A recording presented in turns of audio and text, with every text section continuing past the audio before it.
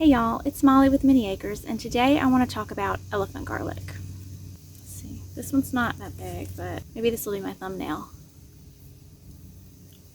I don't know.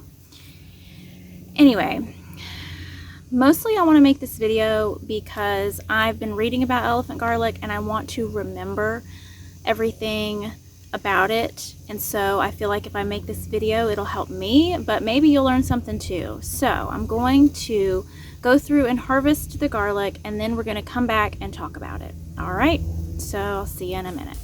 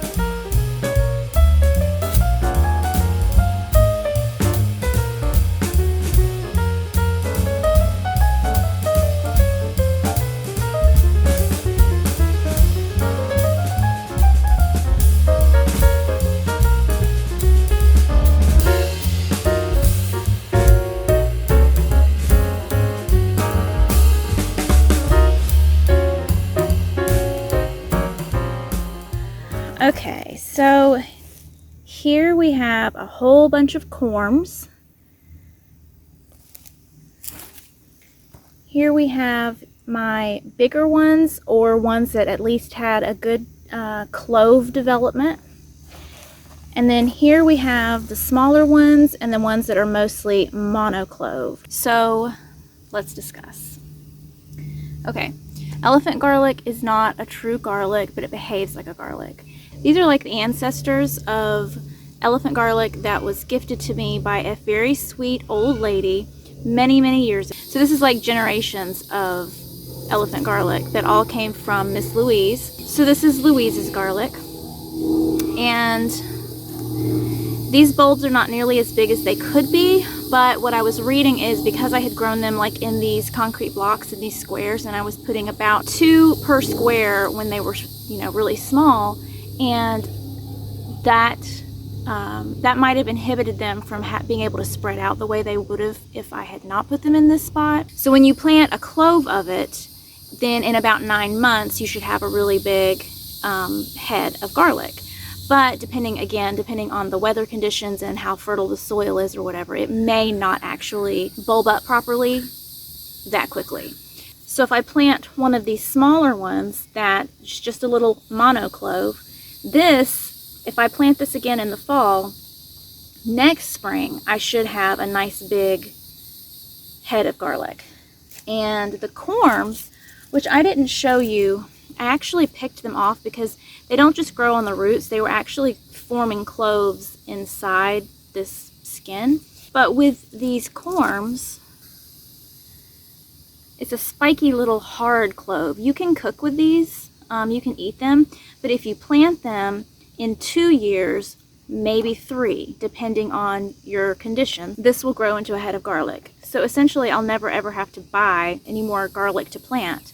So last year I had saved the corms. I had read to put them in soil in like a container and cover it with plastic and keep them that way over winter or over something.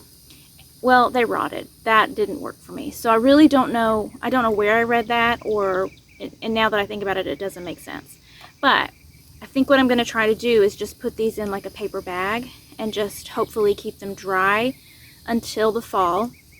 The same with the monocloves. I want to save these and plant them again. So with this, next year I'll have big bulbs, and then with these, in 2 years, I'll have more bulbs. The other thing that I noticed, and this is something else that I read, when I mentioned in one of my last videos, I mentioned that I harvested scapes off of 7 or 8 of the bulbs. Had I paid attention to which ones had scapes, those were the ones that were mature. So when they make a scape, that's when you know they're mature and they're ready to be harvested. So I'm not sure. I'm guessing it's still better to go ahead and pull them all anyway and then just save the ones you're going to replant, because I think if I leave them in the ground, they could rot, they could dry out, I don't know what could happen. But anyway, so what was my point? I think I want to go ahead and bust this one open and see what the cloves look like inside. I actually let these dry for a day before making this part of the video. So if I bust these open, I have to go ahead and use them. They're not gonna stay. It smells very garlicky. Look at this. Come on out, buddy.